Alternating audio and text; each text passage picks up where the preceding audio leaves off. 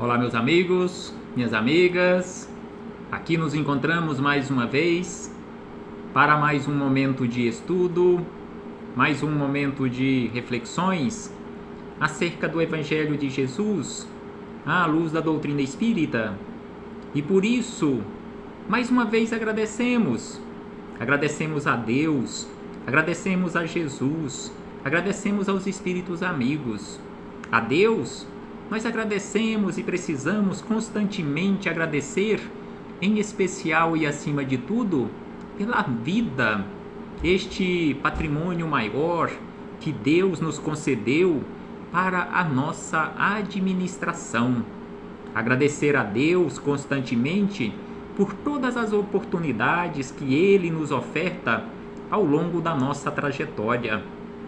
Oportunidades de crescimento, oportunidade de conhecermos a Ele próprio, de conhecermos Deus, de conhecermos a verdade.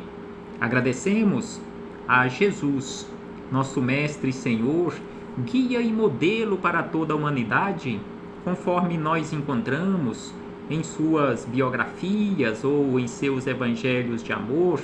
Encontramos na questão número 625 esta definição para Jesus, guia e modelo para toda a humanidade. Agradecemos aos espíritos amigos pelo amparo, pela proteção, pela assistência que sempre tem nos dado ao longo da nossa trajetória. E não posso deixar de agradecer pessoalmente a todos vocês, irmãos e irmãs de jornada, que constantemente, todas as vezes que temos a oportunidade de aqui nos encontrarmos neste ambiente virtual para os nossos estudos, as nossas reflexões, vocês aqui também estão para juntos, mesmo à distância, refletirmos sobre estes assuntos tão importantes para a nossa vida. Necessidade que temos de aprendermos, em especial na prática, estes ensinamentos. Então recebam todos e todas o meu abraço fraternal e de imensa gratidão. Então hoje aqui nos encontramos mais uma vez para darmos continuidade aos estudos de O Livro dos Espíritos. Então hoje estudaremos a questão de número 26, que está na primeira parte, ou primeiro livro, no capítulo 2 dos Elementos Gerais do Universo, Matéria e Espírito. Então estamos estudando este assunto, Espírito e Matéria, ou Matéria e Espírito, a questão de número 26, em que Kardec questionou os espíritos amigos da seguinte maneira: poder-se-ia conceber o espírito, aqui ainda é importante lembrarmos mais uma vez, espírito na condição de princípio inteligente, não na condição do ser inteligente da criação, espírito com E minúsculo. Então aqui ele questiona, poder-se-ia conceber o espírito sem a matéria e a matéria sem o espírito? Então este foi o questionamento de Kardec, que está na questão número 26. E a resposta dos espíritos amigos é de uma forma bem sucinta e clara. Então eles responderam a Kardec e a todos nós da seguinte maneira: pode-se, sem sombra de dúvida, conceber o espírito sem a matéria e a matéria sem o espírito, e é fora de dúvida. Ou seja, isto pode acontecer pelo pensamento. Então esta é a resposta dos espíritos amigos e não tem nenhum acréscimo. Pode-se, é fora de dúvida que isto pode acontecer pelo pensamento. Agora, para entendermos de uma forma melhor, de uma forma mais ampla, esta resposta, o que é conceber, ou ter, ou perceber o espírito sem a matéria através do pensamento? O que os espíritos amigos quiseram responder, ou que responderam aqui de uma forma tão sucinta, e ao mesmo tempo de uma forma meio obscura para a nossa pouca inteligência. Então, para entendermos um pouco mais esta resposta dos espíritos amigos, aí buscamos também nos espíritos amigos aqueles que entendem e que têm mais conhecimento do que nós, para nos esclarecer, nos explicar esta resposta. Então buscamos mais uma vez no espírito Miramês, no livro Filosofia Espírita, livro volume 1 ou volume 1 de uma coletânea de 20 livros, no capítulo 26, Espírito Livre. Então, quando os espíritos amigos responderam a Kardec sobre este conceber o espírito sem a matéria através do pensamento, eles também estavam falando acerca desta liberdade do espírito, que o espírito é livre. Provisoriamente ele fica, de uma certa forma, preso, mas preso parcialmente ao instrumento que nós conhecemos com o nome de corpo físico, mas o espírito é livre. Então, Miramês começa nos explicando, nos esclarecendo acerca desta liberdade do espírito, que o espírito é livre, ele não é preso à matéria, que pode perfeitamente conceber ou imaginar o espírito sem a matéria. Então ele começa dizendo o seguinte, que a ciência vem trabalhando pelos meios que se dispõe para encontrar o espírito. Naquela época, lá pelos idos de 1980, ou seja, na década de 80 do século e milênio passado, Miramês já nos informa que a ciência já estava trabalhando para, e através de todos os meios que a ciência se dispunha, para encontrar o espírito.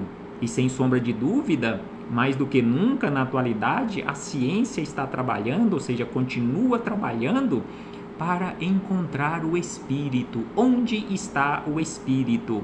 E aí ele diz que ela, ou seja, a ciência, já sentiu a sua presença em muitas das suas pesquisas e por essa verdade o procura.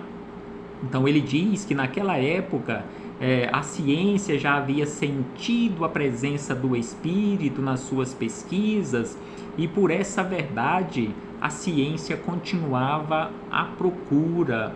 Notamos, diz Miramês, notamos o grande interesse de todo mundo científico e filosófico na busca de mistérios cujos fenômenos têm beneficiado todos os povos, desde os fatos sociais mais puros à fé humana e divina.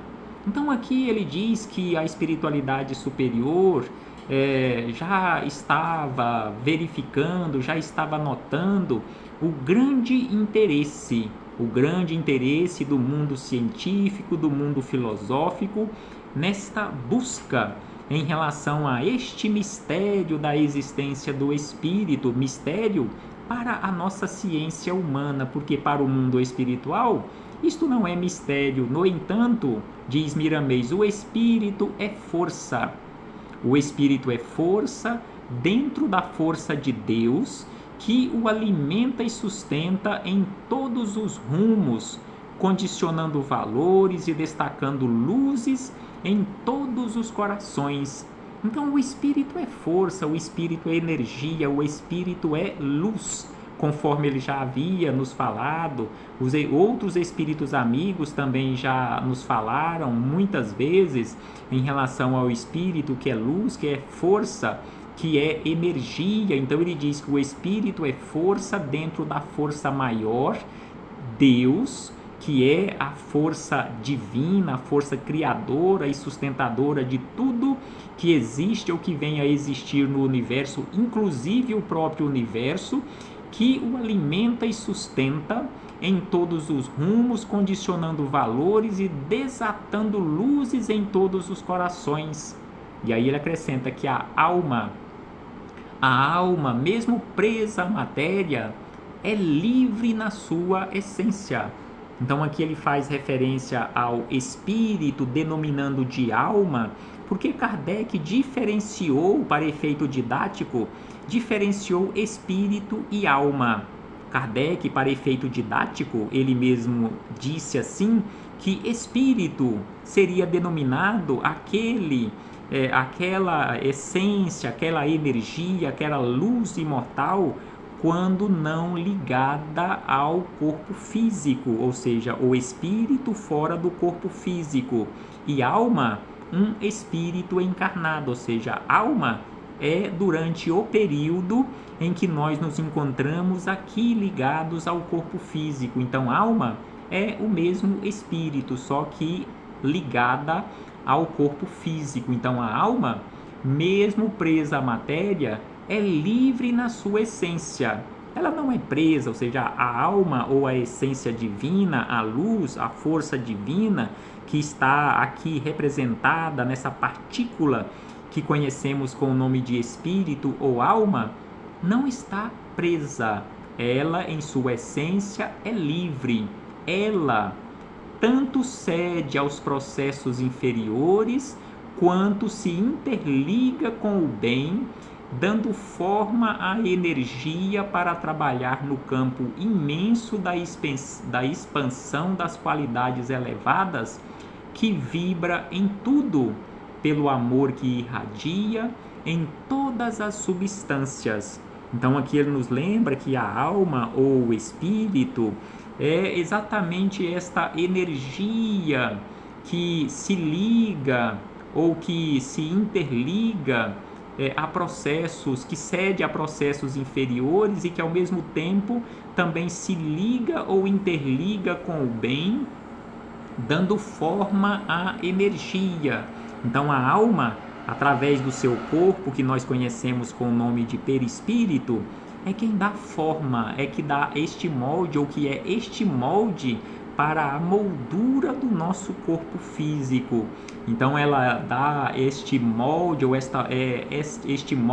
ou esta forma à energia, já que o espírito é luz, o espírito é energia, no campo imenso da expansão, que vibra em tudo, pelo amor que irradia em todas as substâncias. Pelo pensamento, aqui ele começa a explicar aquelas palavras dos espíritos amigos sobre conceber o espírito fora da matéria ou sem estar interligado à matéria pelo pensamento. Então aqui Miramês nos explica o que isto significa, que pelo pensamento podemos deduzir que somos individualidade separada da matéria.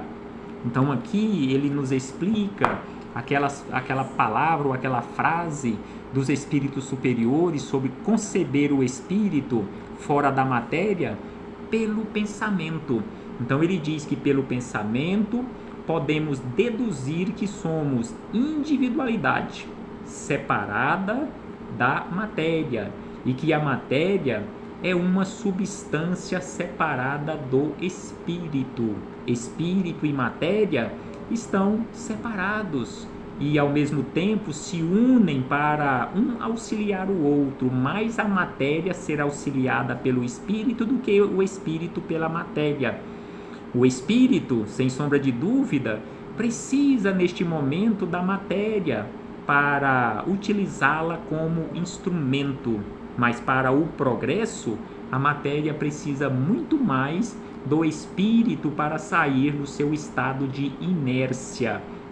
Então é por isso que ele nos afirma que a matéria é uma substância separada do espírito e o espírito separado da matéria, porém, no caso do espírito encarnado, é forçoso compreender a necessidade, o espírito encarnado, aí ele diz que é forçoso compreender a necessidade de a alma progredir e fazer com que a matéria avance com o progresso, desfazendo-se da sua própria letargia. Então, ele nos chama a atenção, nos orienta que o espírito ou a alma encarnada aproveita esta oportunidade de ligação com a matéria para avançar e também fazer progredir a matéria, lhe tirando do estado de letargia, porque o espírito ou a alma ligada à matéria é quem dá ânimo ou ânimo à matéria que se encontrava em um estado de inércia, lhe tirando, ou seja, tirando a matéria da sua própria letargia, lhe dando vida. Então ele diz na sequência que quanto mais estudamos, e precisamos estudar constantemente, quanto mais estudamos, mais avançamos tomando conhecimento dos segredos da natureza, compatíveis aos segredos do espírito. E esses conhecimentos nos trazem certa luz e força de maneira a nos libertar ou ajudar na nossa libertação espiritual. Então é através do estudo constante que vamos avançando, aprendendo cada vez mais em relação a estes segredos da natureza e que são compatíveis e que estarão sempre compatíveis com os segredos do Espírito. E esse conhecimento, ou todos os conhecimentos que formos obtendo ao longo da nossa caminhada, vai nos trazendo luz e força para seguirmos adiante nesta busca constante pela e para a nossa libertação e nos ajudando a alcançarmos a nossa libertação espiritual. Conhecereis a verdade, e a verdade vos libertará. Então, sem sombra de dúvida, que é através do estudo, da prática constante, que iremos alcançando esta liberdade através do conhecimento. E aí ele acrescenta que podemos conhecer o Espírito sem a matéria. Podemos conhecer ou conceber o Espírito sem a matéria, e a experiência do momento pelo qual passamos nos dá meios para este conhecimento, não somente pelas experiências próprias, como pelas anotações e vivências dos outros. Cada trabalhador deste campo nos dará uma parcela de confirmação da existência da alma livre da matéria. Os irmãos que carregam no coração a infelicidade de negar a sua própria existência como espírito livre, que sobrevive depois do túmulo, estão mentindo para si mesmos, esforçando-se para apagar a chama de verdade acesa no coração pela divina luz ou pela mão divina. Então aqui Miramês nos lembra que todas as vezes que nós já negamos a existência do Espírito, ou que não acreditamos, ou que não aceitamos em relação à existência do Espírito, nós estamos negando a nossa própria existência. Porque você, porque eu, porque cada um de nós estamos aqui neste momento provisoriamente vivenciando uma experiência no corpo físico, mas cada um de nós, em essência, é um espírito imortal, um ser imortal criado por Deus em um determinado momento que só Ele o sabe e que jamais morreremos. Estamos aqui provisoriamente. Então, negar a existência e a sobrevivência desta essência é negar a nós mesmos, é querermos apagar a chama da verdade que Deus acendeu através de nós e em nós próprios, em nossos corações espirituais. Então é por isto que Miramês nos lembra desta forma, conforme já citamos, que todos os irmãos que carregam no coração a infelicidade de negar a sua própria existência como espírito livre, que sobrevive depois da morte, ou seja, somos espíritos livres, seres imortais, que permaneceremos vivos após a morte do corpo físico, ou seja, após o túmulo, e que neste caso manteremos e conservaremos também a nossa individualidade, se assim nós agimos ou se nós já agimos assim, nós estaremos mentindo para nós mesmos, nos esforçando para apagar a chama da verdade que Deus acendeu em nossos corações. E aí ele lembra na sequência que ninguém, mesmo que tentemos, ninguém consegue contrariar as leis espirituais. Mesmo que você não aceite, mesmo que você não concorde, que você continuará vivendo, que você reencarnará tantas e tantas outras vezes quanto forem necessárias, mesmo que você não aceite, mesmo que você não concorde, mas isto continuará acontecendo. Quer você aceite ou não aceite, quer você queira ou não queira, isso continuará acontecendo, porque é da lei natural. Então ele diz, ninguém consegue contrariar as leis espirituais ou leis naturais, e a força de Deus as sustenta, ou seja, a força de Deus sustenta estas leis e dá vida. Negar o próprio Pai é desmantê-lo de consciência. Então, negar Deus é desmantê-lo de consciência. Negar a existência do Espírito, a sobrevivência do Espírito, é negar Deus. E ele diz que isto é desmantê-lo de consciência, é também desajuste dos próprios sentimentos. Não existe uma família, uma criatura sequer na face da terra que já não tenha constatado um fenômeno de ordem espiritual. Então aqui Miramês nos informa que não existe na face da terra nenhuma família, nenhuma criatura sequer que já não tenha constatado ou que já tenha percebido a ocorrência de algum fenômeno de ordem espiritual. Acredite ou não, com certeza todos nós já constatamos, todos nós já percebemos algum fenômeno de ordem espiritual. E aí ele acrescenta que cada vez que o tempo avança, mais visíveis vão ficando as comunicações dos desencarnados com os que transitam na carne, trocando ideias, estimulando sentimentos e inspirando escritores em todos os campos do saber.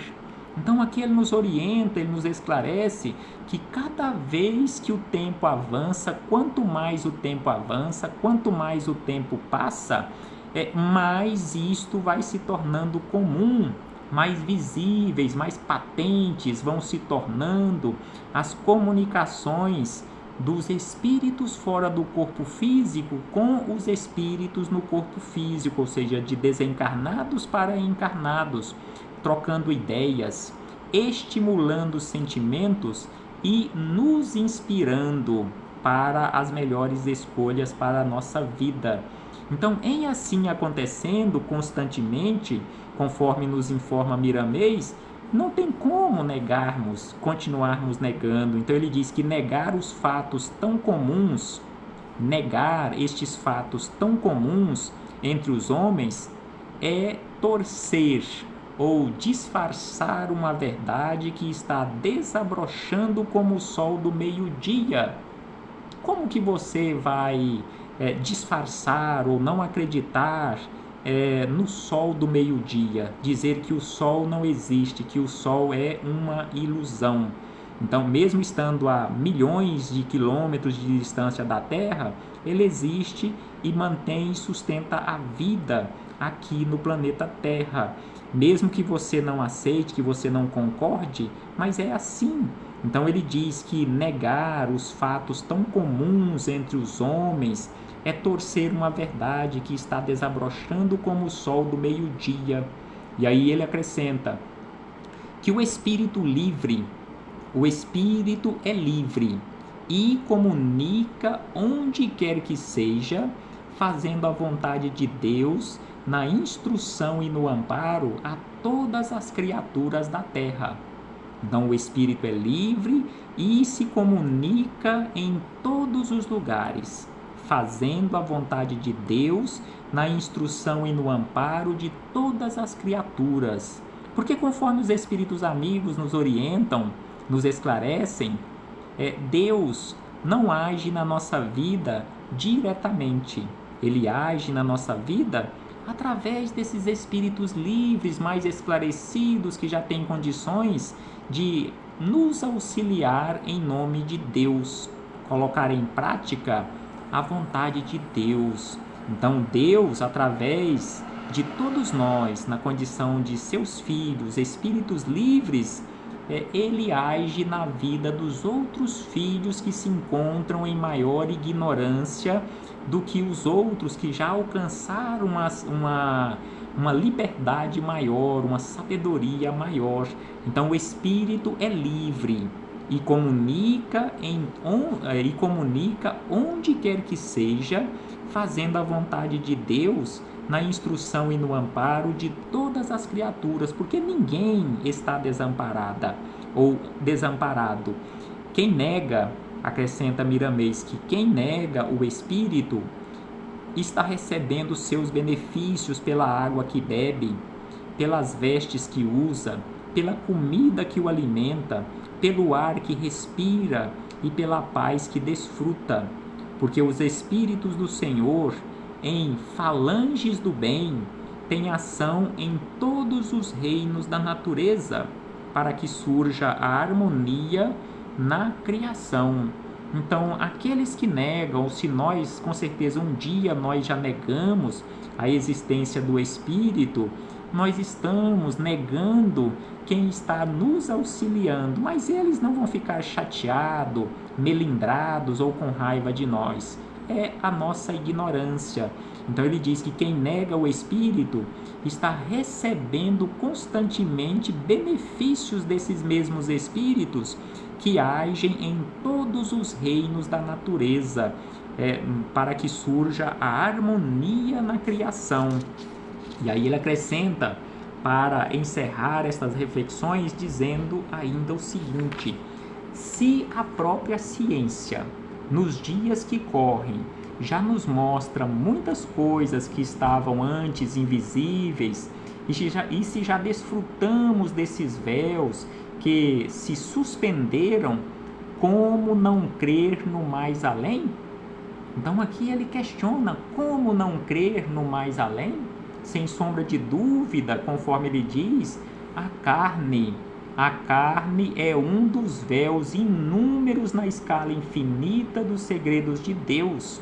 Se estudarmos profundamente os fundamentos filosóficos, encontraremos verdadeiramente o Espírito envolvido em outros corpos que lhe garantem a grande viagem evolutiva para Deus, o seu Criador.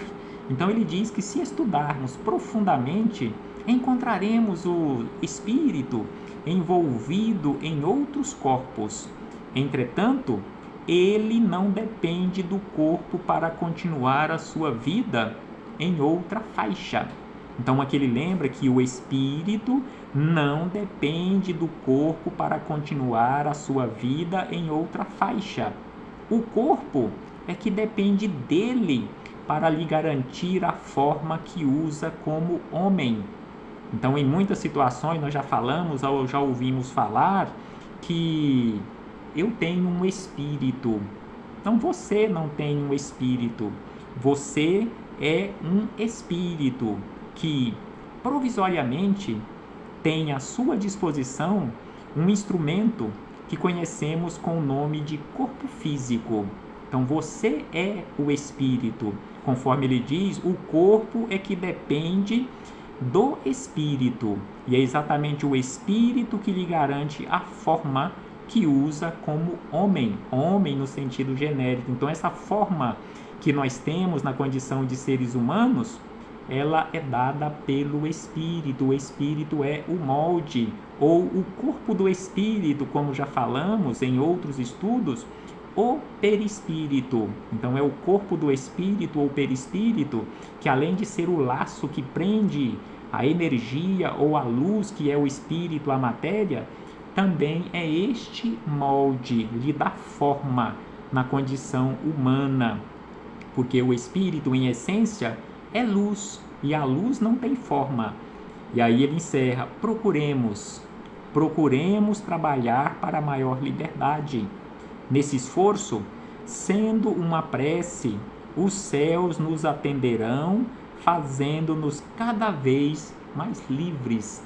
Quanto mais avançarmos, quanto mais nos esclarecermos, quanto mais buscarmos e tivermos acesso à verdade, quanto mais nos tornaremos livres, livres das trevas da ignorância.